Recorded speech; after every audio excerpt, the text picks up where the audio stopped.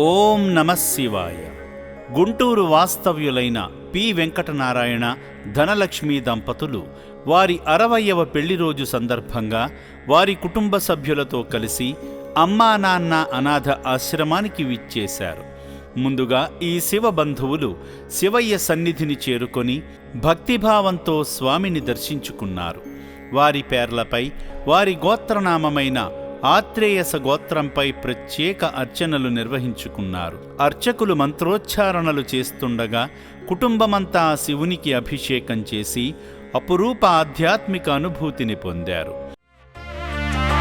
శ్రీ పుణ్యలింగేశ్వర, శ్రీ మహాపుణ్యలింగేశ్వర, శ్రీ పుణ్యలింగేశ్వర, శ్రీ మహాపుణ్యలింగేశ్వర. లింగాకారము నీవై అఖిలము కాచే ఈశ్వర, అనాథనాదులకు రక్షణ నీవే హర హర.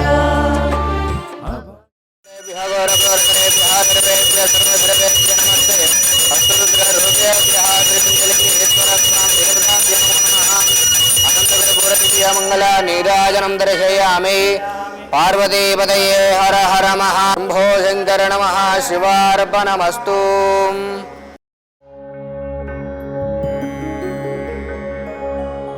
ఓం శ్రీ పుణ్యలింగేశ్వర స్వామినే నమః.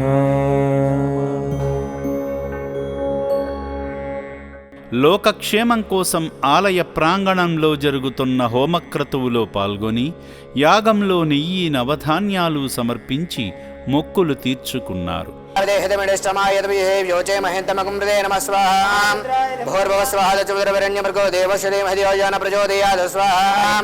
ఓం అగ్నయే నమః స్వాహ, ఆరుద్రాయ నమః స్వాహ, మృత్యుంజయాయ నమః స్వాహ.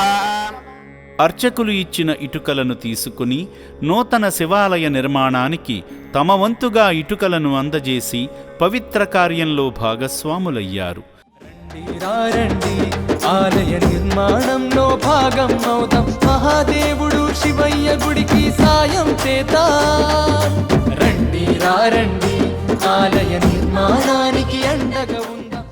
సేవా మార్గంలో భాగంగా పి వెంకటనారాయణ, ధనలక్ష్మి గార్ల 60వ వివాహ వార్షికోత్సవాన్ని పురస్కరించుకొని శివపుత్రుల జీవితకాల నిత్యాన్నదానానికి తగిన విరాళమందించి ముక్కంటి పరిపూర్ణ అనుగ్రహానికి పాత్రులయ్యారు.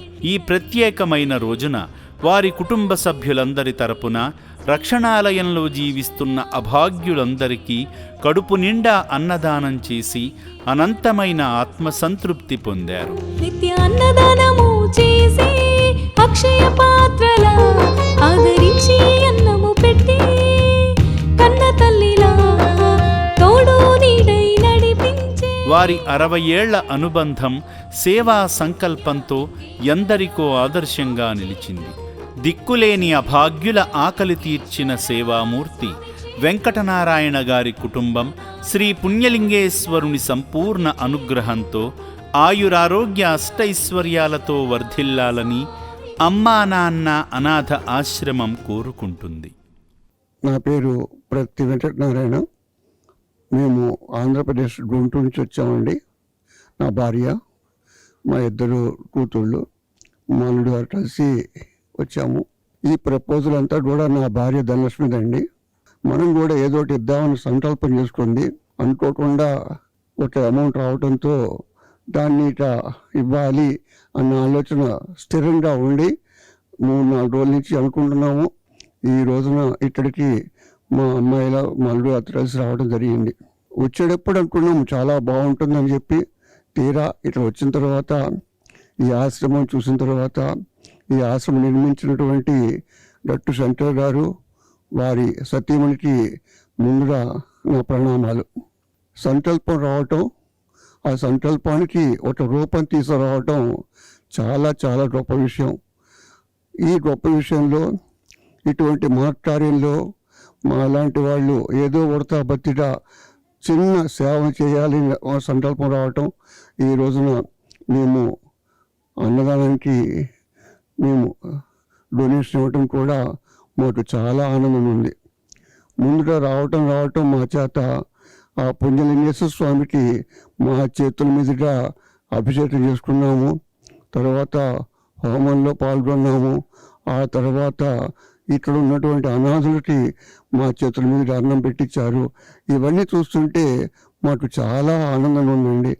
అందులో ప్రత్యేకంగా దేవుడి మందిరానికి మా అందరి చేత తలా ఇటుక రాయి కూడా దాని మీద ఓమని రాయించి మా చేత ఇప్పించారు.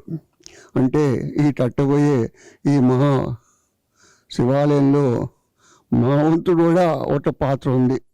సేవామూర్తుల సాయంతో అమ్మా నాన్న అనాథ ఆశ్రమంలో రోజుకు 3 పూటలా 1800 మంది మానసిక వికలాంగులకు ఉదయం అల్పాహారంతో పాటు మధ్యాహ్నము రాత్రి సమయాలలో నాణ్యమైన బియ్యంతో పాటు కూరగాయలను శుభ్రంగా కడిగి రుచికరంగా వండి అనాథులకు పెట్టడం జరుగుతుంది.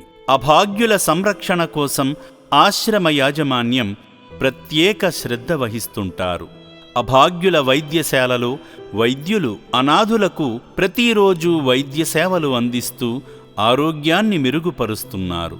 మానవదేవుళ్లారా, ఇప్పటి వరకు ఈ పుణ్యప్రదేశానికి రాలేని భక్తులు కుటుంబ సమేతంగా వచ్చి అద్భుతమైన ఆధ్యాత్మికానుభూతిని, సేవానుభూతిని పొంది నా అంటూ ఎవరూ లేని ఈ అభాగ్యుల మనుగడ కోసం నిత్యావసర సరుకులు, వైద్యానికి సంబంధించిన మందులు, పాత బట్టలను వితరణ చేసి ఆదిదేవుని అనుగ్రహంతో మీ జీవితంలో ఉన్నత స్థితికి చేరుకోండి.